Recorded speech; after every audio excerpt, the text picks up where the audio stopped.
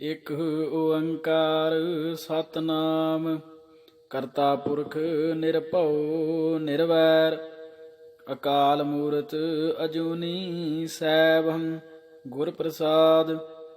ਵਾਹਿਗੁਰੂ ਜੀ ਕਾ ਖਾਲਸਾ ਵਾਹਿਗੁਰੂ ਜੀ ਕੀ ਫਤਿਹ। ਕਿਤਾਬ 20ਵੀਂ ਸਦੀ ਦੀ ਸਿੱਖ ਰਾਜਨੀਤੀ ਭਾਗ 12ਵਾਂ। ਘੱਟ ਗਿਣਤੀ ਵਾਲੀ ਸੋਚ ਵਿੱਚੋਂ ਨਾ ਸਿੱਖ ਕੌਮ ਦੀ ਆਜ਼ਾਦੀ ਦਾ ਸੰਕਲਪ ਉੱਭਰ ਸਕਦਾ ਸੀ ਤੇ ਨਾ ਹੀ ਇੱਛਾ। ਇਸ ਕਰਕੇ ਅਕਾਲੀ ਲੀਡਰਸ਼ਿਪ ਨੂੰ ਹਿੰਦੂ ਆਗੂਆਂ ਅੱਗੇ ਇਹ ਸਫਾਈਆਂ ਦੇਣ ਕਿ ਸਿੱਖ ਸੁਪਨੇ ਵਿੱਚ ਵੀ ਆਜ਼ਾਦ ਸਿੱਖ ਰਾਜ ਸਥਾਪਨਾ ਕਰਨ ਦੀ ਇੱਛਾ ਨਹੀਂ ਰੱਖ ਸਕਦਾ। ਵਿੱਚ ਰਤੀ ਭਰ ਵੀ ਝਿਜਕ ਮਹਿਸੂਸ ਨਹੀਂ ਸੀ ਹੁੰਦੀ। ਘੱਟ ਗਿਣਤੀ ਵਾਲੀ ਸੋਚ ਵਿੱਚੋਂ ਘੱਟ ਗਿਣਤੀ ਦੇ ਹੱਕਾਂ ਦੀ ਸੁਰੱਖਿਆ ਦਾ ਸਰੋਕਾਰ ਹੀ ਪੈਦਾ ਹੋ ਸਕਦਾ ਸੀ। ਉਹ ਹੋਇਆ ਵੀ। ਦੋਨੋਂ ਹੀ ਵੰਨਗੀਆਂ ਦੀ ਸਿੱਖ ਲੀਡਰਸ਼ਿਪ ਆਪਣੀ ਸਾਂਝੀ ਸਿਧਾਂਤਕ ਮਰਜ਼ ਦੀ ਵਜ੍ਹਾ ਕਰਕੇ ਸਿੱਖ ਕੌਮ ਦੇ ਆਜ਼ਾਦੀ ਦੇ ਪੈਂਤੜੇ ਨੂੰ ਨਾਕਾਰਨ ਅਤੇ ਸਿੱਖ ਹਿੱਤਾਂ ਦੀ ਰਾਖੀ ਲਈ ਕੇਵਲ ਸੰਵਿਧਾਨਕ ਸੁਰੱਖਿਆਵਾਂ ਦੀ ਮੰਗ ਕਰਨ ਦੇ ਪੈਂਤੜੇ ਉੱਤੇ ਹੀ ਇਕਮਤ ਸੀ। 1917 ਤੋਂ ਲੈ ਕੇ 1947 ਤੱਕ ਸਿੱਖ ਆਗੂਆਂ ਵੱਲੋਂ ਪੇਸ਼ ਕੀਤੇ ਹਰ ਵਿਚਾਰ, ਹਰ ਤਜਵੀਜ਼ ਅਤੇ ਹਰ ਮੰਗ ਪੱਤਰ ਵਿੱਚੋਂ ਇੱਕ ਹੀ ਸਰੋਕਾਰ ਝਲਕਦਾ ਹੈ ਕਿ ਦੁਸ਼ਮਣਾਂ 'ਚ ਘਿਰੇ ਸਿੱਖ ਘੱਟ ਗਿਣਤੀ ਭਾਈਚਾਰੇ ਨੂੰ ਕਿਵੇਂ ਬਚਾਇਆ ਜਾਵੇ। ਬਹੁਤ ਹੀ ਛੋਟੀ ਗਿਣਤੀ ਹੋਣ ਕਰਕੇ ਅਨੁਪਾਤ ਅਨੁਸਾਰ ਨੁਮਾਇੰਦਗੀ ਦਾ ਆਮ ਸਿਧਾਂਤ ਸਿੱਖ ਹਿੱਤਾਂ ਦੀ ਰਾਖੀ ਨਹੀਂ ਸੀ ਕਰ ਸਕਦਾ। ਇਸ ਕਰਕੇ ਸਿੱਖ ਆਗੂ ਪ੍ਰਸ਼ਾਸਨ ਅੰਦਰ ਸਿੱਖ ਵਰਗ ਦੀ ਹਿੱਸਾ ਪੱਤੀ ਤੈਅ ਕਰਨ ਲਈ ਆਬਾਦੀ ਦੇ ਨਾਲ ਹੀ ਹੋਰਨਾਂ ਪੱਖਾਂ ਨੂੰ ਵੀ ਗਿਣਤੀ ਵਿੱਚ ਰੱਖਣ ਦੀ ਮੰਗ ਕਰਨ ਲੱਗੇ। ਸ਼ਰੀਕ ਇਹ ਗੱਲ ਭਲਾ ਕਿਉਂ ਮੰਨਣ ਅਤੇ ਬਰਤਾਨਵੀ ਹੱਕ ਵੀ ਏਡੇ ਤਰਕ ਵਿਹੂਣੇ ਤਰਕ ਨਾਲ ਕਿਵੇਂ ਸਹਿਮਤ ਹੋਣ। ਮੁਸਲਮਾਨ ਪੰਜਾਬ ਦੇ ਅੰਦਰ ਆਪਣੀ ਬਹੁ ਗਿਣਤੀ ਵਾਲੀ ਪੋਜੀਸ਼ਨ ਤੋਂ ਹੇਠਾਂ ਕਿਉਂ ਲੱਥਣ। ਉਧਰ ਹਿੰਦੂ ਆਗੂ ਸਿੱਖ ਲੀਡਰਸ਼ਿਪ ਦਾ ਮਖੌਲ ਉਡਾਉਣ ਕੇ ਆਪਣੀ ਇਤਿਹਾਸਕ ਮਹੱਤਤਾ ਅਤੇ ਰਾਜ ਪ੍ਰਤੀ ਮੌਜੂਦਾ ਸੇਵਾਵਾਂ ਦੇ ਆਧਾਰ ਤੇ ਸਿੱਖਾਂ ਲਈ ਵੱਖਰੀ ਤੇ ਵਧੇਰੇ ਨੁਮਾਇੰਦਗੀ ਦੀ ਮੰਗ ਕਰਕੇ ਸਿੱਖ ਲੀਡਰਾਂ ਅਜੋਕੀਆਂ ਜਮਹੂਰੀ ਹਾਲਤਾਂ ਹੇਠ ਨੁਮਾਇੰਦਾ ਸਰਕਾਰ ਦੇ ਬੁਨਿਆਦੀ ਸਿਧਾਂਤਾਂ ਬਾਰੇ ਆਪਣੀ ਅਜੀਬ ਕਿਸਮ ਦੀ ਉਜੜਤਾ ਦਾ ਮੁਜ਼ਾਹਰਾ ਕੀਤਾ ਹੈ। ਇਸ ਟਿੱਪਣੀ ਦੀ ਗੌਰ ਕਰਨ ਵਾਲੀ ਗੱਲ ਇਹ ਹੈ ਕਿ ਹਿੰਦੂ ਆਗੂਆਂ ਨੂੰ ਸਿੱਖਾਂ ਦੀ ਸਿਰਫ ਵਧੇਰੇ ਨੁਮਾਇੰਦਗੀ ਦੀ ਮੰਗ ਤੇ ਹੀ ਇਤਰਾਜ਼ ਨਹੀਂ, ਸਗੋਂ ਉਹ ਸਿੱਖਾਂ ਵੱਲੋਂ ਹਿੰਦੂਆਂ ਨਾਲੋਂ ਵੱਖਰੀ ਨੁਮਾਇੰਦਗੀ ਦੀ ਮੰਗ ਦਾ ਵੀ ਬਰਾਬਰ ਵਿਰੋਧ ਕਰਦੇ ਸਨ। ਇਸ ਚੌਤਰਫੇ ਵਿਰੋਧ ਨੇ ਸਿੱਖ ਆਗੂਆਂ ਨੂੰ ਡਰ ਤੇ ਅਸੁਰੱਖਿਆ ਦੇ ਨਾਲ ਹੀ ਬੇਵਸੀ ਦੀ ਭਾਵਨਾ ਦਾ ਬਹੁਤ ਤਿੱਖਾ ਤਾਪ ਚਾੜ ਛੱਡਿਆ। ਇਸ ਤੋਂ ਉਹ ਰਾਜਨੀਤੀ ਦੇ ਹੋਰ ਵੀ ਉਖੜੇ ਕੁਹਾੜੇ ਚਲਾਉਣ ਲੱਗ ਪਏ। ਉਹਨਾਂ ਦੀ ਵੱਡੀ ਚਿੰਤਾ ਪੰਜਾਬ ਅੰਦਰ ਮੁਸਲਿਮ ਬਹੁ ਗਿਣਤੀ ਦੇ ਰਾਜਸੀ ਦਾਅਵੇ ਦੀ ਸਾਹਮਣੇ ਦੇਸ਼ ਰਹੀ ਆਫਤ ਤੋਂ ਆਪਣਾ ਬਚਾਓ ਕਰਨ ਦਾ ਸੀ।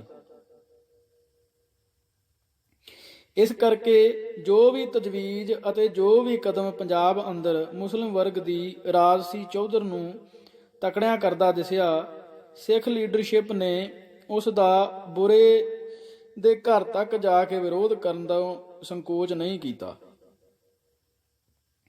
1942 ਵਿੱਚ ਜਦ ਕਾਂਗਰਸੀ ਆਗੂ ਕ੍ਰਿਪਸ ਤਜਵੀਜ਼ਾਂ ਨਾਲ ਸਹਿਮਤ ਹੁੰਦੇ ਦਿਖੇ ਤਾਂ ਅਕਾਲੀ ਆਗੂਆਂ ਨੇ ਆਜ਼ਾਦ ਕੇਂਦਰੀ ਪੰਜਾਬ ਦਾ ਨਾਅਰਾ ਚੁੱਕ ਲਿਆ। ਇਸ ਕੇਂਦਰੀ ਪੰਜਾਬ ਦੀਆਂ ਹੱਦਾਂ ਉਹਨਾਂ ਇਸ ਹਿਸਾਬ ਨਾਲ ਉਲੀਕੀਆਂ ਕਿ ਇਸ ਵਿੱਚ ਹਿੰਦੂਆਂ ਤੇ ਮੁਸਲਮਾਨਾਂ ਦੀ ਵਸੋਂ 40% ਅਤੇ ਸਿੱਖਾਂ ਦੀ 20% ਬਣਦੀ ਹੈ।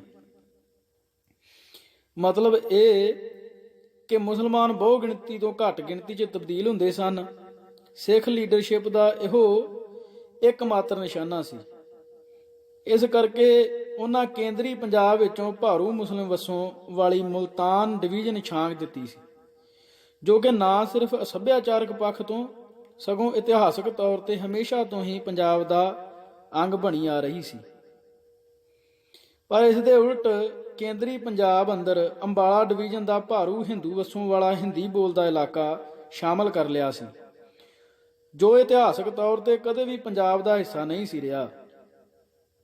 ਇਸ ਨੂੰ ਅੰਗਰੇਜ਼ਾਂ ਨੇ 1857 ਦੇ ਗਦਰ ਦੌਰਾਨ ਹਕੂਮਤੀ ਵਿਰੋਧ ਦੀ ਸਜ਼ਾ ਦੇਣ ਲਈ ਹੀ ਪੰਜਾਬ ਨਾਲ ਜੋੜਿਆ ਸੀ। ਬਿਨਾਂ ਕਿਸੇ ਤਰਕਸੰਗਤ ਆਧਾਰ ਦੇ ਮਹਿਜ ਰਾਜਸੀ ਸਹੂਲਤਾਂ ਨੂੰ ਮੁੱਖ ਰੱਖ ਕੇ ਘੜੀ ਅਜਿਹੀ ਤਰਕ ਵਿਹੂਣੀ ਪੋਜੀਸ਼ਨ ਦੀ ਕਿਸੇ ਵਿਰੋਧੀ ਨੇ ਤਾਂ ਕੀ ਹਮਾਇਤ ਕਰਨੀ ਸੀ, ਕਿਸੇ ਦੋਸਤ ਨੇ ਵੀ ਹਾਮੀ ਨਾ ਭਰੀ। ਜਦ ਜੁਲਾਈ 1944 ਵਿੱਚ ਸੀ ਰਾਜਗੋਪਾਲਾਚਾਰੀਆ ਨੇ ਮੁਸਲਿਮ ਲੀਗ ਦੀ ਪਾਕਿਸਤਾਨ ਦੀ ਮੰਗ ਨਾਲ ਮਾਮੂਲੀ ਸਹਿਮਤੀ ਪ੍ਰਗਟਾਉਂਦਿਆਂ ਹੋਇਆਂ ਸਾਂਝੀ ਕੌਮੀ ਸਰਕਾਰ ਬਣਾਉਣ ਦਾ ਫਾਰਮੂਲਾ ਪੇਸ਼ ਕਰ ਦਿੱਤਾ, ਤਾਂ ਸਿੱਖ ਆਗੂਆਂ ਅੰਦਰ ਇੱਕਦਮ ਘਬਰਾਹਟ ਜਿਹੀ ਫੈਲ ਗਈ। ਇਸ ਫਾਰਮੂਲੇ ਨੂੰ ਗਾਂਧੀ ਨੇ ਵੀ ਆਪਣੀ ਪ੍ਰਵਾਨਗੀ ਦੇ ਦਿੱਤੀ। ਸਿੱਖ ਆਗੂਆਂ ਨੇ ਆਪਣੇ ਰੋਸ ਤੇ ਗੁੱਸੇ ਦਾ ਪ੍ਰਗਟਾਵਾ ਕਰਨ ਲਈ ਝੱਟ 20-21 ਅਗਸਤ 1944 ਨੂੰ ਅੰਮ੍ਰਿਤਸਰ ਵਿਖੇ ਸਰਬ ਪਾਰਟੀ ਸਿੱਖ ਕਾਨਫਰੰਸ ਬੁਲਾ ਲਈ। ਮਾਸਟਰ ਤਾਰਾ ਸਿੰਘ ਨੇ ਇਸ ਮੀਟਿੰਗ ਅੰਦਰ ਆਪਣਾ ਅੱਗ ਚੱਬਦਾ ਭਾਸ਼ਣ ਦਿੱਤਾ। ਉਸ ਨੇ ਹਿੰਦੂਆਂ ਨੂੰ ਮੁਖਾਤਬ ਹੁੰਦਿਆਂ ਹੋਇਆਂ ਕਿਹਾ ਕਿ ਜੇ ਤੁਸੀਂ ਘੱਟ ਗਿਣਤੀ ਨੂੰ ਜ਼ੋਰ ਨਾਲ ਦੇਸ਼ ਦੇ ਅੰਦਰ ਨਹੀਂ ਰੱਖ ਸਕਦੇ ਤਾਂ ਦੂਜੀ ਧੱਕੇ ਨਾਲ ਦੇਸ਼ ਚੋਂ ਬਾਹਰ ਕਿਵੇਂ ਕੱਢ ਸਕਦੇ ਹੋ। ਇਸ ਕਾਨਫਰੰਸ ਅੰਦਰ ਭਾਰੂ ਰੋ ਆਜ਼ਾਦ ਸਿੱਖ ਰਾਜ ਦੇ ਹੱਕ ਵਿੱਚ ਸੀ। ਇੱਥੇ ਮਾਸਟਰ ਤਾਰਾ ਸਿੰਘ ਨੇ ਪਹਿਲੀ ਵਾਰ ਖੁੱਲ੍ਹ ਕੇ ਇਹ ਗੱਲ ਆਖੀ ਕਿ ਸਿੱਖ ਇੱਕ ਕੌਮ ਹਨ। ਗਿਆਨੀ ਕਰਤਾਰ ਸਿੰਘ ਨੇ ਵੀ ਆਜ਼ਾਦ ਸਿੱਖ ਰਾਜ ਦੀ ਮੰਗ ਦੀ ਪ੍ਰੋੜਤਾ ਕੀਤੀ। ਇਸ ਤੋਂ ਬਾਅਦ ਅਕਤੂਬਰ 1944 ਵਿੱਚ ਲਾਹੌਰ ਵਿਖੇ ਜੁੜੀ ਅਜਿਹੀ ਹੀ ਸਰਬ ਪਾਰਟੀ ਸਿੱਖ ਕਾਨਫਰੰਸ ਨੇ ਇਨ੍ਹਾਂ ਹੀ ਵਿਚਾਰਾਂ ਦੀ ਪ੍ਰੋੜਤਾ ਕੀਤੀ। ਪਰ ਇਹ ਸਿੱਖ ਆਗੂਆਂ ਵੱਲੋਂ ਗੁੱਸੇ 'ਚ ਕੱਢਿਆ ਜਾ ਰਿਹਾ ਇੱਕ ਗੁਬਾਰ ਹੀ ਸੀ। ਆਜ਼ਾਦ ਸਿੱਖ ਰਾਜ ਦੀ ਇਹ ਮੰਗ ਸਿੱਖ ਆਗੂਆਂ ਦੀ ਕਿਸੇ ਤਰਕਸ਼ੀਲ ਸੋਚ 'ਚੋਂ ਨਹੀਂ, ਬਲਕਿ ਪਾਕਿਸਤਾਨ ਦੀ ਮੰਗ ਤੇ ਤੱਤ ਪੜੱਥੇ ਪ੍ਰਤੀਕਰਮ 'ਚੋਂ ਪੈਦਾ ਹੋਈ ਸੀ। ਇਸ ਕਰਕੇ ਨਾ ਤਾਂ ਸਿੱਖ ਆਗੂਆਂ ਵੱਲੋਂ ਇਸ ਮੰਗ ਪਿੱਛੇ ਕੋਈ ਨਿੱਗਰ ਤਰਕ ਪੇਸ਼ ਕੀਤਾ ਗਿਆ ਤੇ ਨਾ ਹੀ ਇਸ ਤੇ ਦ੍ਰਿੜਤਾ ਨਾਲ ਪਹਿਰਾ ਦਿੱਤਾ ਜਾ ਸਕਿਆ। ਮਾਸਟਰ ਤਾਰਾ ਸਿੰਘ ਵੱਲੋਂ ਸਿੱਖ ਕੌਮ ਦੀ ਗੱਲ ਵੀ ਕੋਈ ਡੂੰਘੀ ਸੋਚ ਵਿਚਾਰ ਤੇ ਨਿੱਗਰ ਸਿਧਾਂਤਕ ਆਧਾਰ 'ਚੋਂ ਨਹੀਂ ਸੀ ਨਿਕਲੀ। ਇਹ ਔਖ ਤੇ ਗੁੱਸੇ 'ਚੋਂ ਪੈਦਾ ਹੋਇਆ ਮਹਿਜ ਇੱਕ ਜਜ਼ਬਾਤੀ ਉਬਾਲ ਸੀ। ਅਜਿਹੇ ਜਜ਼ਬਾਤੀ ਉਬਾਲਾਂ ਦੀ ਨਾ ਤਾਂ ਬਹੁਤੀ ਮਿਆਦ ਹੁੰਦੀ ਹੈ ਤੇ ਨਾ ਹੀ ਮਾਰ। ਸਮਝਦਾਰ ਵਿਰੋਧੀ ਇਸ ਨੂੰ ਬਹੁਤੀ ਗੰਭੀਰਤਾ ਨਾਲ ਨਹੀਂ ਲੈਂਦਾ, ਕਿਉਂਕਿ ਉਸ ਨੂੰ ਪਤਾ ਹੁੰਦਾ ਹੈ ਕਿ ਇਸ ਨੇ ਆਪੇ ਸਮਾਂ ਪਾ ਕੇ ਸ਼ਾਂਤ ਹੋ ਜਾਣਾ ਹੈ। ਇਸ ਕਰਕੇ ਸਿੱਖ ਆਗੂਆਂ ਦੀ ਆਜ਼ਾਦ ਸਿੱਖ ਰਾਜ ਦੀ ਗੱਲ ਨੂੰ ਕਿਸੇ ਨੇ ਵੀ ਬਹੁਤੀ ਗੰਭੀਰਤਾ ਨਾਲ ਨਹੀਂ ਲਿਆ। ਅਸਲ ਵਿੱਚ ਅਕਾਲੀ ਆਗੂ ਖੁਦ ਇਸ ਬਾਰੇ ਗੰਭੀਰ ਨਹੀਂ ਸਨ।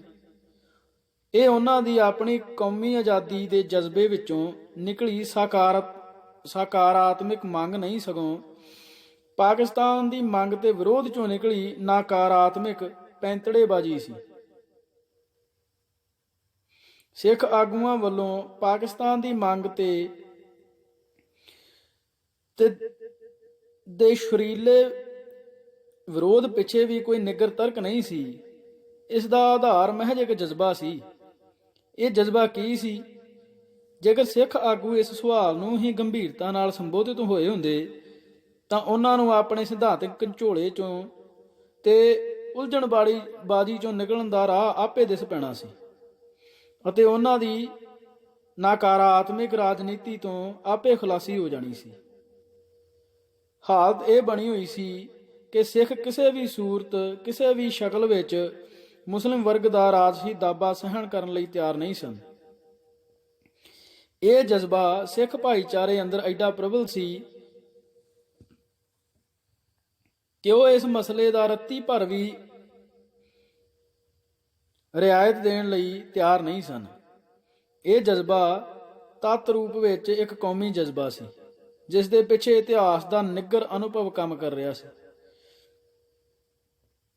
ਕੋਈ ਘੱਟ ਗਿਣਤੀ ਵਰਗ ਜੇਕਰ ਘੱਟ ਗਿਣਤੀ ਦੀ ਚੇਤਨਾ ਹੀ ਰੱਖਦਾ ਹੋਵੇ ਤਾਂ ਉਹ ਇਸ ਤਰ੍ਹਾਂ ਦੀ ਸਿਰੇ ਦੀ ਪੋਜੀਸ਼ਨ ਨਹੀਂ ਲੈ ਸਕਦਾ। ਲੈ ਵੀ ਲਏ ਤਾਂ ਇਸ ਤੇ ਅਡੋਲਤਾ ਨਾਲ ਖੜੋ ਨਹੀਂ ਸਕਦਾ। ਬਹੁਭਾਂਤੀ ਰਾਜ ਅੰਦਰ ਕਿਉਂਕਿ ਘੱਟ ਗਿਣਤੀ ਵਰਗ ਦੀ ਹੋਣੀ ਹੀ ਕੁਝ ਇਸ ਤਰ੍ਹਾਂ ਨਿਸ਼ਚਿਤ ਹੋਈ ਹੁੰਦੀ ਹੈ ਕਿ ਉਸ ਨੂੰ ਭਾਰੂ ਵਰਗ ਦੇ ਰਾਜਸੀ ਗਲਬੇ ਦੀ ਲਾਹਨਤ ਤੋਂ ਅਸ਼ੰਕ ਰੂਪ ਵਿੱਚ ਹੀ ਰਾਹਤ ਮਿਲ ਸਕਦੀ ਹੈ। ਸੰਵਿਧਾਨਕ ਸੁਰੱਖਿਆਵਾਂ ਰਾਹੀਂ ਉਹ ਇਸ ਤੋਂ ਮੁਕੰਮਲ ਰੂਪ ਵਿੱਚ ਸੁਰਖਰੂ ਨਹੀਂ ਹੋ ਸਕਦਾ। ਇਸ ਕਰਕੇ ਆਮ ਤੌਰ ਤੇ ਘੱਟ ਗਿਣਤੀ ਵਰਗ ਰਾਜਸੀ ਦਾਬੇ ਨੂੰ ਕਿਸੇ ਵੀ ਸੂਰਤ ਤੇ ਕਿਸੇ ਵੀ ਸ਼ਕਲ ਵਿੱਚ ਨਾ ਸਹਿਣ ਕਰਨ ਵਰਗੀਆਂ ਸਿਰੇ ਦੀਆਂ ਰਾਜਸੀ ਪੋਜੀਸ਼ਨਾਂ ਲੈਂਦਾ ਹੈ।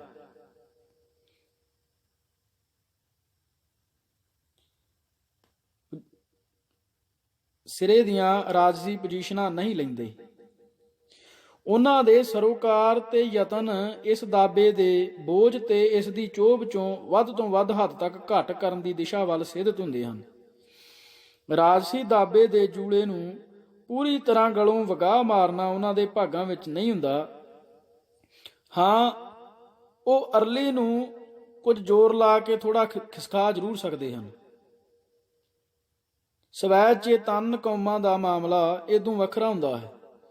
ਕੌਮੀ ਚੇਤਨਾ ਜਦ ਜੋਬਨ ਤੇ ਆ ਜਾਵੇ ਤਾਂ ਸੰਬੰਧਿਤ ਭਾਈਚਾਰਾ ਸ਼ਰੀਕ ਕੌਮ ਦੇ ਰਾਜਸੀ ਦਾਬੇ ਨੂੰ ਕਿਸੇ ਵੀ ਸੂਰਤ ਤੇ ਕਿਸੇ ਵੀ ਸ਼ਕਲ ਵਿੱਚ ਸਹਿਣ ਕਰਨ ਤੋਂ ਇਨਕਾਰੀ ਹੋ ਜਾਂਦਾ।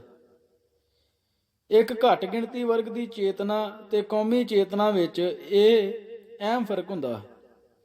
ਸੋ ਜਦ ਸਿੱਖ ਭਾਈਚਾਰਾ ਮੁਸਲਿਮ ਵਰਗ ਦੀ ਰਾਜਸੀ ਗੁਲਾਮੀ ਨੂੰ ਕਿਸੇ ਵੀ ਸੂਰਤ ਤੇ ਕਿਸੇ ਵੀ ਸ਼ਕਲ ਵਿੱਚ ਝੱਲਣ ਤੋਂ ਮੁਨਕਰ ਹੋ ਰਿਹਾ ਸੀ ਤਾਂ ਉਹ ਤੱਤ ਰੂਪ ਵਿੱਚ ਆਪਣੀ ਕੌਮੀ ਚੇਤਨਾ ਦਾ ਪ੍ਰਗਟਾਵਾ ਕਰ ਰਿਹਾ ਸੀ, ਭਾਵੇਂ ਕਿ ਉਹ ਇਸ ਤੋਂ ਸੁਚੇਤ ਨਹੀਂ ਸੀ। ਠੀਕ ਇਹੋ ਗੱਲ ਮੁਸਲਿਮ ਹਿੰਦੂ ਸੰਬੰਧਾਂ ਉੱਤੇ ਲਾਗੂ ਹੁੰਦੀ ਸੀ। ਮੁਸਲਿਮ ਭਾਈਚਾਰਾ ਜਾਂ ਇਹ ਕਹਿ ਲਵੋ ਕਿ ਉਸ ਦੇ ਵਧੇਰੇ ਜਾਗਰੂਕ ਹਿੱਸੇ ਹਿੰਦੂ ਬਹੁਗਿਣਤੀ ਵਰਗ ਦੀ ਰਾਜਸੀ ਗੁਲਾਮੀ ਨੂੰ ਕਿਸੇ ਵੀ ਰੂਪ ਵਿੱਚ ਝੱਲਣ ਲਈ ਤਿਆਰ ਨਹੀਂ ਸਨ। ਉਹ ਇਸ ਦੇ ਆਧਾਰ ਬਾਰੇ ਸੁਚੇਤ ਵੀ ਸਨ। ਉਹ ਠੋਕ ਵਜਾ ਕੇ ਇਹ ਗੱਲ ਕਹਿ ਰਹੇ ਸਨ ਕਿ ਮੁਸਲਿਮ ਵਰਗ ਇੱਕ ਘੱਟ ਗਿਣਤੀ ਧਾਰਮਿਕ ਵਰਗ ਨਹੀਂ, ਸਗੋਂ ਵੱਖਰੀ ਕੌਮ ਹੈ। ਇਸੇ ਕੌਮੀ ਚੇਤਨਾ ਚੋਂ ਉਹਨਾਂ ਦੀਆਂ ਕੱਟੜ ਕਹੀਆਂ ਜਾਂਦੀਆਂ ਮੰਗਾਂ ਤੇ ਪੋਜੀਸ਼ਨਾਂ ਸਮੇਤ ਪਾਕਿਸਤਾਨ ਦੀ ਮੰਗ ਦੇ ਨਿਕਲਦੀਆਂ ਸਨ। ਸਿੱਖ ਕੌਮ ਦੇ ਇਸ ਦੇ ਲੀਡਰ ਅਚੇਤ ਰੂਪ 'ਚ ਤਾਂ ਕੌਮੀ ਜਜ਼ਬੇ ਦਾ ਪ੍ਰਗਟਾਵਾ ਕਰ ਰਹੇ ਸਨ, ਪਰ ਉਹ ਇਸ ਬਾਰੇ ਪੂਰੇ ਸੁਚੇਤ ਨਹੀਂ ਸਨ। ਅਸਲ ਵਿੱਚ ਉਹਨਾਂ ਦੀ ਕੌਮੀ ਚੇਤਨਾ ਪੂਰੀ ਨਹੀਂ, ਅਧੂਰੀ ਸੀ, ਮੁਕੰਮਲ ਨਹੀਂ, ਅਸ਼ੰਕ ਸੀ। ਇਸ ਕਰਕੇ ਉਹਨਾਂ ਵੱਲੋਂ ਦੋ ਗੰਭੀਰ ਗੜਬੜਾਂ ਹੋ ਰਹੀਆਂ ਸਨ। ਇੱਕ ਤਾਂ ਉਹ ਆਪਣੇ ਇਸ ਮੁਸਲਿਮ ਵਿਰੋਧ ਦਾ ਨਿੱਘਰ ਅਤੇ ਤਰਕਸੰਗਤ ਆਧਾਰ ਦਰਸਾਉਣ ਦਾ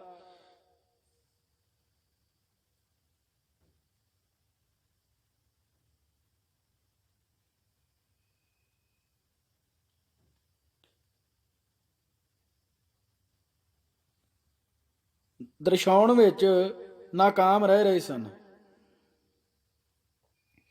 ਜਿਸ ਨਾਲ ਹੋਰਨਾਂ ਨੂੰ, ਖਾਸ ਕਰਕੇ ਬਰਤਾਨਵੀ ਹਾਕਮਾਂ ਨੂੰ ਇਸ ਵਿਰੋਧ ਦਾ ਰੈਸ਼ਨਲ ਸਮਝਣ 'ਚ ਵੱਡੀ ਦਿੱਕਤ ਆ ਰਹੀ ਸੀ। ਦੂਜਾ, ਉਹ ਦੋਹਰੀ ਰਾਜਨੀਤਿਕ ਪੈਂਤੜੇਬਾਜ਼ੀ ਅਪਣਾ ਰਹੇ ਸਨ। ਮੁਸਲਿਮ ਵਰਗ ਨਾਲ ਲਿਪਟਣ ਵੇਲੇ ਤਾਂ ਉਹ ਕੌਮੀ ਚੇਤਨਾ ਦਾ ਪ੍ਰਗਟਾਵਾ ਕਰਦੇ ਸਨ, ਪਰ ਹਿੰਦੂ ਵਰਗ ਨਾਲ ਨਿਪਟਣ ਵੇਲੇ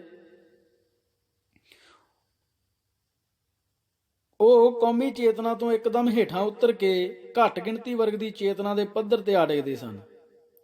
ਇਹੀ ਵਜ੍ਹਾ ਹੈ ਕਿ 1944-45 ਵਿੱਚ ਜਾ ਕੇ ਜਦੋਂ ਸਿੱਖ ਆਗੂਆਂ ਨੂੰ ਇਹ ਲੱਗਣ ਲੱਗ ਪਿਆ ਸੀ ਕਿ ਕਾਂਗਰਸੀ ਆਗੂ ਪਾਕਿਸਤਾਨ ਦੀ ਅਰਥਾਤ ਭਾਰਤ ਦੇ ਬਟਵਾਰੇ ਦੀ ਮੰਗ ਨਾਲ ਸਹਿਮਤ ਹੋਣ ਵੱਲ ਝੁਕ ਰਹੇ ਹਨ, ਤਾਂ ਉਹਨਾਂ ਨਿਰਾਸ਼ਤਾ ਤੇ ਬੇਦਲੀ ਚੋਂ ਮੁਸਲਿਮ ਆਗੂਆਂ ਨਾਲ ਲੈ ਦੇ ਕਰਨ ਦਾ ਮਨ ਬਣਾਇਆ। ਉਹਨਾਂ ਅਣਮੰਨੇ ਚਿੱਤ ਨਾਲ ਜਿਨ੍ਹਾਂ ਤੇ ਹੋਰਨਾਂ ਮੁਸਲਿਮ ਆਗੂਆਂ ਨਾਲ ਗੱਲਬਾਤ ਦਾ ਸਿਲਸਿਲਾ ਵੀ ਆਰੰਭ ਦਿੱਤਾ। ਇਸ ਗੱਲਬਾਤ ਦੌਰਾਨ ਉਹ ਆਪਣੇ ਹਿੱਤਾਂ ਬਾਰੇ ਇਸ ਹੱਦ ਤੱਕ ਜਾਗਰੂਕਤਾ ਦਾ ਪ੍ਰਗਟਾਵਾ ਕਰ ਰਹੇ ਸਨ ਕਿ ਮੁਸਲਿਮ ਆਗੂਆਂ ਦੀ ਕਿਸੇ ਫੋਕੀ ਯਕੀਨ ਦਹਾਨੀ ਉੱਤੇ ਦਿੱਜਣ ਦੀ ਥਾਂ ਉਹ ਪਾਕਿਸਤਾਨ ਵਿੱਚ ਸ਼ਾਮਲ ਹੋਣ ਲਈ ਹਰ ਮਸਲੇ ਬਾਰੇ ਠੋਸ ਅਤੇ ਲਿਖਤੀ ਸੰਵਿਧਾਨਕ ਗਰੰਟੀਆਂ ਦੀ ਸ਼ਰਤ ਰੱਖ ਰਹੇ ਸਨ।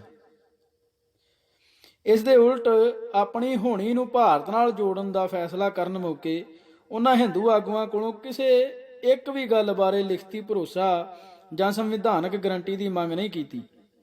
ਉਹਨਾਂ ਸਭ ਕੁਝ ਰਾਮ ਭਰੋਸੇ ਛੱਡਣ ਦਾ ਜੋ ਰਾਜਨੀਤਿਕ ਕੱਚਪੁਣਾ ਦਿਖਾਇਆ, ਉਸ ਚੋਂ ਉਹਨਾਂ ਦੀ ਕੌਮੀ ਚੇਤਨਾ ਦੀ ਤਾਂ ਗੱਲ ਹੀ ਛੱਡੋ, ਘੱਟ ਗਿਣਤੀ ਵਰਗ ਚੇਤਨਾ ਦੀ ਵੀ ਕੋਈ ਝਲਕ ਨਹੀਂ ਦਿਖਦੀ।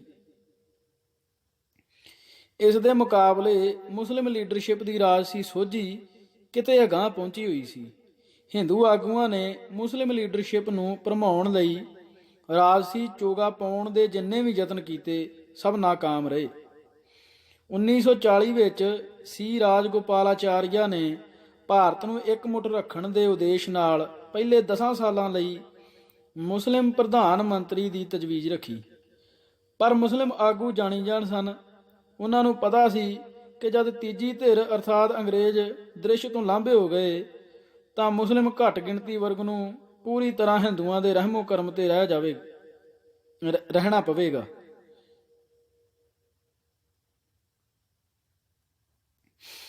ਫਿਰ ਤਾਂ ਕੋਈ ਸੰਵਿਧਾਨਕ ਗਰੰਟੀ ਕੰਮ ਆਵੇਗੀ ਤੇ ਨਾ ਪ੍ਰਧਾਨ ਮੰਤਰੀ ਪੁਣਾ ਕੁਝ ਕਰ ਸਕੇਗਾ।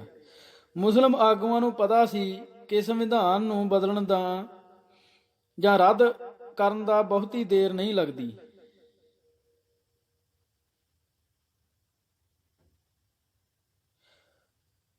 ਬਹੁਗਿਣਤੀ ਨਾਲ ਹੋਵੇ ਤਾਂ ਬਹੁਤਾ ਜ਼ੋਰ ਵੀ ਨਹੀਂ ਲੱਗਦਾ। ਪਰ ਸਿੱਖ ਲੀਡਰਸ਼ਿਪ ਇਸ ਰਾਜਸੀ ਸੋਝੀ ਤੋਂ ਊਣੀ ਹੀ ਨਹੀਂ, ਲਗਭਗ ਕੋਰੀ ਹੀ ਸੀ। ਕਿਸੇ ਮੁਸਲਿਮ ਬੁੱਧੀਮਾਨ ਵੱਲੋਂ ਕਹੀ ਗਈ ਇਹ ਗੱਲ ਕਿੰਨੀ ਸੱਚੀ ਪ੍ਰਤੀਤ ਹੁੰਦੀ ਹੈ ਕਿ ਹਿੰਦੂ ਆਗੂ ਆਉਣ ਵਾਲੇ ਘਟਨਾਕ੍ਰਮ ਦਾ ਅਗਾਊਂ ਅਨੁਮਾਨ ਲਾ ਲੈਂਦੇ ਹਨ। ਮੁਸਲਮਾਨ ਮੌਕਾ ਆਉਣ ਤੇ ਅੱਖਾਂ ਖੋਲ੍ਹਦੇ ਹਨ ਅਤੇ ਸਿੱਖਾਂ ਦੀਆਂ ਅੱਖਾਂ ਮੌਕਾ ਲੰਘ ਜਾਣ ਤੋਂ ਬਾਅਦ ਜਾ ਕੇ ਖੁੱਲ੍ਹਦੀਆਂ ਹਨ। ਸਿੱਖ ਲੀਡਰਸ਼ਿਪ ਦੀ ਰਾਜਸੀ ਚੇਤਨਾ ਦਾ ਹਾਲ ਇਹੀ ਸੀ ਕਿ ਜਦ ਕਾਂਗਰਸ ਨੇ ਦੇਸ਼ ਦੀ ਵੰਡ ਦੀ ਤਜਵੀਜ਼ ਨਾਲ ਸਹਿਮਤੀ ਪ੍ਰਗਟਾ ਦਿੱਤੀ ਤਾਂ ਸਰਦਾਰ ਹੁਕਮ ਸਿੰਘ ਦੇ ਸ਼ਬਦਾਂ ਵਿੱਚ ਸਿੱਖ ਸਾਰੇ ਪਾਸਿਆਂ ਤੋਂ ਲੁੱਟੇ ਪੁੱਟੇ ਗਏ ਮਹਿਸੂਸ ਕਰਨ ਲੱਗੇ ਅਤੇ ਲੀਡਰ ਭੌਂਚਲ ਕੇ ਰਹਿ ਗਏ। ਸਰਦਾਰ ਹੁਕਮ ਸਿੰਘ ਦਾ ਇਹ ਮੰਨਣਾ ਕਿ ਸਾਡੀ ਲੀਡਰਸ਼ਿਪ ਪੱਲੇ ਹਾਸਲ ਕੀਤੇ ਜਾਣ ਵਾਲੇ ਕਿਸੇ ਵੀ ਠੋਸ ਨਿਸ਼ਾਨੇ ਦੀ ਕੋਈ ਤਸਵੀਰ ਨਹੀਂ ਸੀ। ਕਿਸੇ ਮਾਮੂਲੀ ਥਿੜਕਣ ਜਾਂ ਕਮਜ਼ੋਰੀ ਦਾ ਨਹੀਂ, ਸਗੋਂ ਰਾਜਸੀ ਦਿਵਾਲੀਏਪਣ ਦਾ ਇਕਬਾਲ ਹੈ। ਇਸ ਦੇ ਬਾਵਜੂਦ ਵੀ ਜੇਕਰ ਸਰਦਾਰ ਹੁਕਮ ਸਿੰਘ ਹੁਰੀ 1973 ਵਿੱਚ ਇਹ ਕਹਿਣ ਦੀ ਜੁਰਤ ਕਰਦੇ ਹਨ ਕਿ 1947 ਵਿੱਚ ਸਿੱਖ ਲੀਡਰਸ਼ਿਪ ਨੇ ਜੋ ਫੈਸਲਾ ਕੀਤਾ ਉਹ ਹਾਲਤਾਂ ਵਿੱਚ ਸਭ ਤੋਂ ਬਿਹਤਰ ਫੈਸਲਾ ਸੀ ਅਤੇ ਇਦੋਂ ਚੰਗਾ ਕੋਈ ਫੈਸਲਾ ਹੋ ਹੀ ਨਹੀਂ ਸਕਦਾ, ਤਾਂ ਉਸ ਵੇਲੇ ਦੀ ਸਿੱਖ ਲੀਡਰਸ਼ਿਪ, ਜਿਸ ਦਾ ਸਰਦਾਰ ਹੁਕਮ ਸਿੰਘ ਹੁਰੀ ਮਹੱਤਵਪੂਰਨ ਅੰਗ ਸਨ, ਦੀ ਬੌਧਿਕ ਕਾਬਲੀਅਤ ਦਾ ਅਨੁਮਾਨ ਲਾਉਣਾ ਔਖਾ ਨਹੀਂ। ਜਿਹੜੀ ਲੀਡਰਸ਼ਿਪ ਕੋਲ ਹਾਸਲ ਕੀਤੇ ਜਾਣ ਵਾਲੇ ਕਿਸੇ ਵੀ ਠੋਸ ਨਿਸ਼ਾਨੇ ਦੀ ਕੋਈ ਤਸਵੀਰ ਹੀ ਨਹੀਂ ਸੀ ਅਤੇ ਜਿਹੜੀ ਲੀਡਰਸ਼ਿਪ ਸਰਦਾਰ ਹੁਕਮ ਸਿੰਘ ਦੇ ਹੀ ਸ਼ਬਦਾਂ ਵਿੱਚ ਕਿਸੇ ਇੱਕ ਪੋਜੀਸ਼ਨ ਤੇ ਟਿਕਵੇਂ ਪੈਰੀ ਨਹੀਂ ਖੜੋ ਸਕੀ, ਉਸ ਲੀਡਰਸ਼ਿਪ ਦੀ ਕਰਾਮਾਤ ਦੇਖੋ ਕਿ ਉਸਨੇ ਅਜਿਹਾ ਫੈਸਲਾ ਲੈਣ ਦਾ ਕ੍ਰਿਸ਼ਮਾ ਕਰ ਦਿਖਾਇਆ ਜੋ ਹਾਸਲ ਹਾਲਤਾਂ ਵਿੱਚ ਸਭ ਤੋਂ ਬਿਹਤਰ ਸੀ ਅਤੇ ਜਿਸ ਤੋਂ ਚੰਗਾ ਹੋਰ ਕੋਈ ਫੈਸਲਾ ਹੋ ਹੀ ਨਹੀਂ ਸੀ ਸਕਦਾ। ਕਿਉਂਕਿ ਸਰਦਾਰ ਹੁਕਮ ਸਿੰਘ ਦਾ ਕਹਿਣਾ ਹੈ ਕਿ ਕਾਂਗਰਸ ਨੇ ਤਾਂ ਠੀਕ ਹੀ ਸਾਡੇ ਨਾਲ ਧੋਖਾ ਕੀਤਾ, ਪਰ ਜੇਕਰ ਅਸੀਂ ਮੁਸਲਿਮ ਲੀਗ ਤੇ ਜਿਨ੍ਹਾਂ ਦੇ ਭਰੋਸਾ ਕਰ ਲੈਂਦੇ ਤਾਂ ਵੀ ਸਾਡੇ ਨਾਲ ਇਹੋ ਸ਼ਾਇਦ ਇਦੋਂ ਵੀ ਬੁਰਾ ਹੋਣਾ ਸੀ। ਸਰਦਾਰ ਹੁਕਮ ਸਿੰਘ ਵੱਲੋਂ ਇਹ ਮਿੱਥ ਕੇ ਤੁਰਨਾ ਕਿ ਸਿੱਖਾਂ ਕੋਲ ਆਪਣੀ ਹੋਣੀ ਨੂੰ ਭਾਰਤ ਜਾਂ ਪਾਕਿਸਤਾਨ ਚੋਂ ਕਿਸੇ ਇੱਕ ਦੇ ਹਵਾਲੇ ਕਰ ਦੇਣ ਤੋਂ ਇਲਾਵਾ ਜਾਂ ਵੱਖਰਾ ਹੋਰ ਕੋਈ ਰਾਹ ਹੀ ਨਹੀਂ ਸੀ, ਉਸ ਦੀ ਤੇ ਉਸ ਦੇ ਸਮਕਾਲੀ ਸਿੱਖ ਆਗੂਆਂ ਦੀ ਚੇਤਨਾ ਦੇ ਖਾਸੇ ਦੇ ਪੱਧਰ ਬਾਰੇ ਦਿਮਾਗ ਰੁਸ਼ਨਾਊ ਇਕਬਾਲੀਆ ਬਿਆਨ ਹੈ। ਘੱਟ ਗਿਣਤੀ ਵਰਗ ਚੇਤਨਾ ਤੇ ਘੱਟ ਗਿਣਤੀ ਹੀਣ ਭਾਵਨਾ ਦਾ ਇਸ ਤੋਂ ਸ਼ੁੱਧ ਨਮੂਨਾ ਹੋਰ ਕੀ ਹੋ ਸਕਦਾ? ਬਦਲ ਹੈ ਸੀ ਪਰ ਸਿਰਲੇਖ ਬਦਲ ਹੈ ਸੀ ਪਰ ਸਿੱਖ ਲੀਡਰਸ਼ਿਪ ਇਸ ਬਾਰੇ ਸੁਚੇਤ ਹੈ ਸੀ ਜਾਂ ਨਹੀਂ, ਪਰ ਸੱਚ ਇਹ ਸੀ ਅਤੇ ਇਹ ਹੈ ਕਿ ਸਿੱਖ ਵਿਚਾਰਧਾਰਾ ਅਤੇ ਇੱਕ ਖਾਸ ਇਤਿਹਾਸਿਕ ਅਨੁਭਵ ਦੀ ਬਦੌਲਤ ਸਿੱਖ ਪੰਥ ਅੰਦਰ ਇੱਕ ਕੌਮ ਦੀ ਹੈਸੀਅਤ ਤੇ ਚੇਤਨਤਾ ਚਿਰੋਕਣੀ ਪੈਦਾ ਹੋ ਗਈ ਸੀ। ਇਸ ਦੀ ਅੰਤਰ-ਆਤਮਾ ਨੂੰ ਘੱਟ ਗਿਣਤੀ ਵਰਗ ਵਾਲਾ ਰੁਤਬਾ ਤੇ ਸਲੂਕ ਮਨਜ਼ੂਰ ਨਹੀਂ ਸੀ। ਸਿੱਖ ਪੰਥ ਦੇ ਅੰਤਰਮਨ ਅੰਦਰ ਆਜ਼ਾਦੀ ਦੀ ਇੱਛਾ ਨੇ ਗੁਰੂ ਸਾਹਿਬਾਨ ਵੇਲੇ ਤੋਂ ਹੀ ਸਰੂਪ ਧਾਰਿਆ ਹੋਇਆ ਸੀ। ਇਹੀ ਉਹ ਤਾਕਤ ਸੀ ਜਿਸ ਨੇ ਸਿੱਖ ਕੌਮ ਨੂੰ ਇਤਿਹਾਸ ਵਿੱਚ ਇਸ ਖਿੱਤੇ ਅੰਦਰ ਬਾਕੀ ਭਾਰਤ ਦੇ ਲੋਕਾਂ ਨਾਲੋਂ ਵੱਖਰਾ ਤੇ ਵਿਲੱਖਣ ਰੋਲ ਨਿਭਾਉਣ ਦੇ ਸਮਰੱਥ ਬਣਾਇਆ। 1849 ਵਿੱਚ ਆਜ਼ਾਦ ਸਿੱਖ ਰਾਜ ਦੇ ਖੁੱਸ ਜਾਣ ਨਾਲ ਆਜ਼ਾਦੀ ਦੀ ਇੱਛਾ ਖਤਮ ਨਹੀਂ ਸੀ ਹੋ ਗਈ। ਇਹ ਤੜਪ ਬਣ ਕੇ ਸਿੱਖ ਕੌਮ ਦੀ ਅੰਤਰ-ਆਤਮਾ ਦੇ ਅੰਦਰ ਪ੍ਰਵੇਸ਼ ਕਰ ਗਈ ਸੀ। ਇਹੀ ਤੜਪ ਸੀ ਜੋ ਸਿੱਖ ਕੌਮ ਨੂੰ ਬਰਤਾਨਵੀ ਹਾਕਮਾਂ ਵਿਰੁੱਧ ਵਾਰ-ਵਾਰ ਸੰਘਰਸ਼ ਲਈ ਪ੍ਰੇਰਦੀ ਸੀ। ਜੇਕਰ ਭਾਰਤ ਦੀ ਆਜ਼ਾਦੀ ਦੀ ਲੜਾਈ ਅੰਦਰ ਕੁਰਬਾਨੀਆਂ ਦੇ ਲਿਹਾਜ਼ ਨਾਲ ਭਾਰਤ ਦੇ ਬਾਕੀ ਲੋਕਾਂ ਦੀ ਤੁਲਨਾ ਵਿੱਚ ਸਿੱਖ ਕੌਮ ਦੀ ਦੇਣ ਕਿਤੇ ਵਾਧੂ ਹੈ, ਤਾਂ ਇਸ ਦੀ ਬੁਨਿਆਦੀ ਵਜ੍ਹਾ ਸਿੱਖ ਪੰਥ ਅੰਦਰ ਜਾਗੀ ਕੌਮੀ ਚੇਤਨਾ ਹੈ। ਜਿਸ ਕੌਮ ਅੰਦਰ ਅਜਿਹੇ ਗੁਣ ਤੇ ਲੱਛਣ ਪੈਦਾ ਹੋ ਚੁੱਕੇ ਹੋਣ, ਉਹ ਕੌਮੀ ਆਜ਼ਾਦੀ ਦੀ ਸੁਭਾਵਿਕ ਦਾਅਵੇਦਾਰ ਹੋ ਨਿਬੜਦੀ ਹੈ। ਕੌਮੀ ਆਜ਼ਾਦੀ ਤੋਂ ਬਿਨਾਂ ਉਸ ਦੀ ਰੂਹ ਨੂੰ ਰੱਜ ਨਹੀਂ ਮਿਲਦਾ। ਇਸ ਦ੍ਰਿਸ਼ਟੀਕੋਣ ਤੋਂ ਦੇਖਿਆ ਸਹਿਜੇ ਹੀ ਇਸ ਨਿਰਣੇ ਤੇ ਅਪੜਿਆ ਜਾ ਸਕਦਾ ਹੈ ਕਿ ਸਿੱਖ ਲੀਡਰਸ਼ਿਪ ਨੂੰ ਸਿੱਖ ਕੌਮ ਦੀ ਆਜ਼ਾਦੀ ਦਾ ਪੈਂਤੜਾ ਉਭਾਰਨਾ ਚਾਹੀਦਾ ਸੀ। ਸਿੱਖ ਪੰਥ ਦੇ ਧਾਰਮਿਕ, ਸੱਭਿਆਚਾਰਕ, ਆਰਥਿਕ ਤੇ ਰਾਜਸੀ ਹਿੱਤ ਵੀ ਅਜਿਹੇ ਹੀ ਪੈਂਤੜੇ ਦੀ ਮੰਗ ਕਰਦੇ ਹਨ, ਕਿਉਂਕਿ ਆਜ਼ਾਦੀ ਤੋਂ ਬਿਨਾਂ ਇਹਨਾਂ ਹਿੱਤਾਂ ਦੀ ਸੁਰੱਖਿਆ ਕਤਈ ਤੌਰ ਤੇ ਸੰਭਵ ਨਹੀਂ ਸੀ।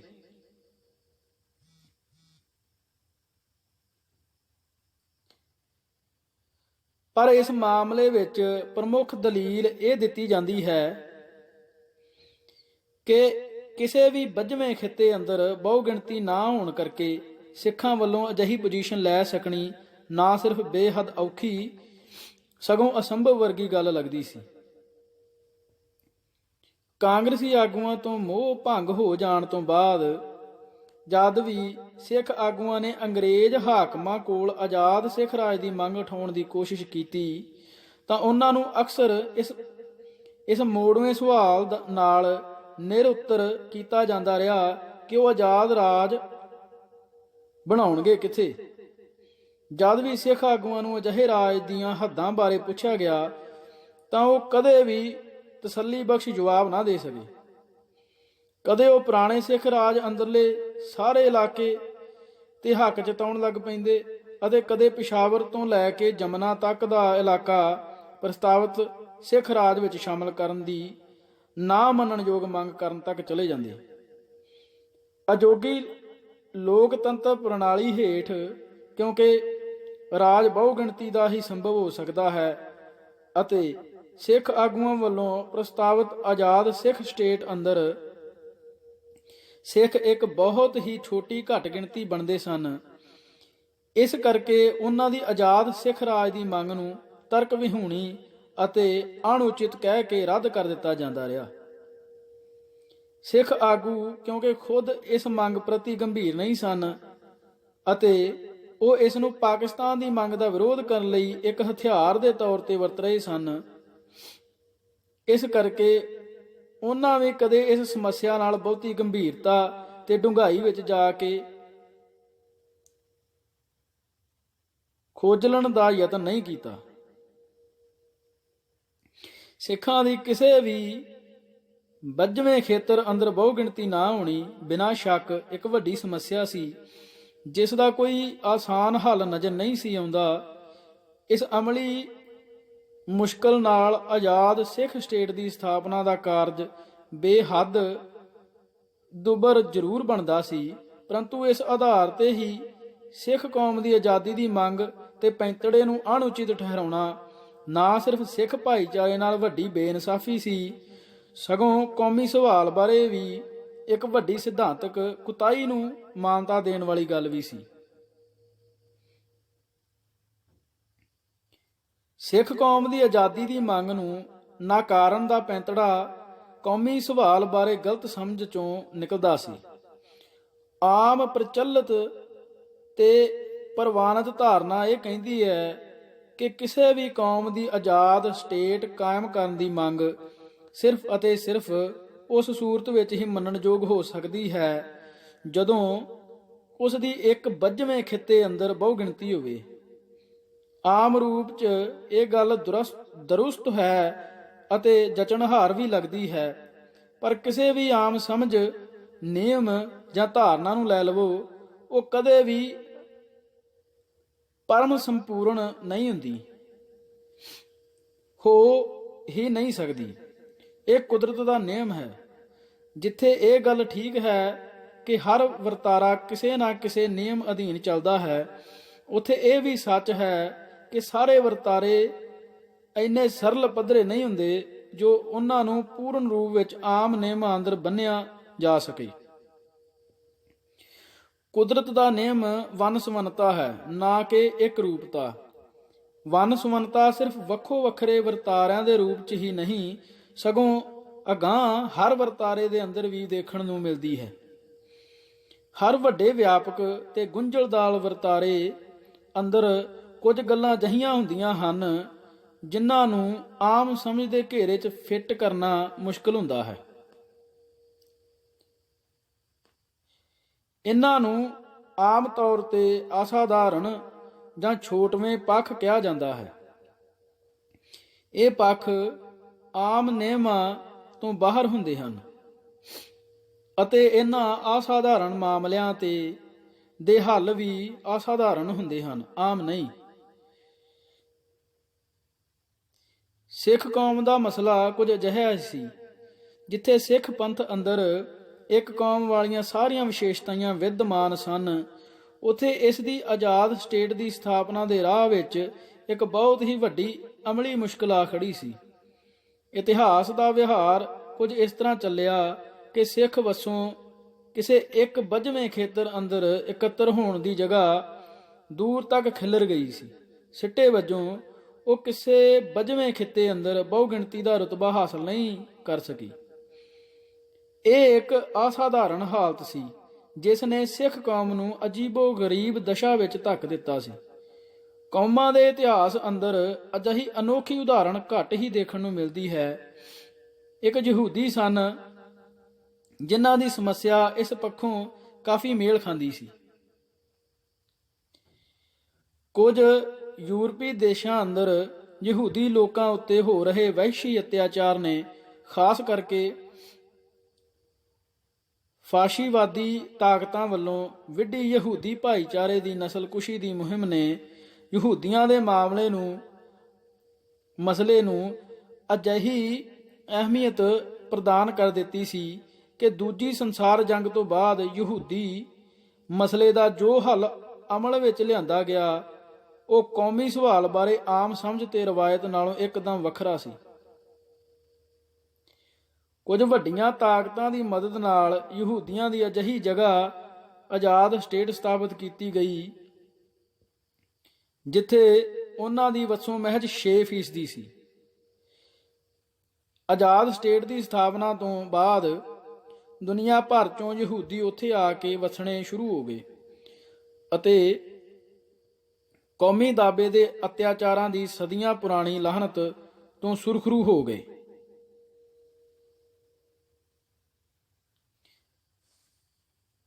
ਸਿੱਖ ਕੌਮ ਦੀ ਸਮੱਸਿਆ ਨੂੰ ਵੀ ਕੁਝ ਇਸ ਤਰ੍ਹਾਂ ਹੀ ਪਹੁੰਚ ਅਪਣਾ ਕੇ ਹੀ ਸਮਝਿਆ ਤੇ ਹੱਲ ਕੀਤਾ ਜਾ ਸਕਦਾ ਸੀ ਅਤੇ ਕੀਤਾ ਜਾਣਾ ਚਾਹੀਦਾ ਸੀ। ਇਸ ਭਾਗ ਦੇ ਲਈ ਇਹਨਾਂ ਜੀ। ਵਾਹਿਗੁਰੂ ਜੀ ਕਾ ਖਾਲਸਾ, ਵਾਹਿਗੁਰੂ ਜੀ ਕੀ ਫਤਿਹ।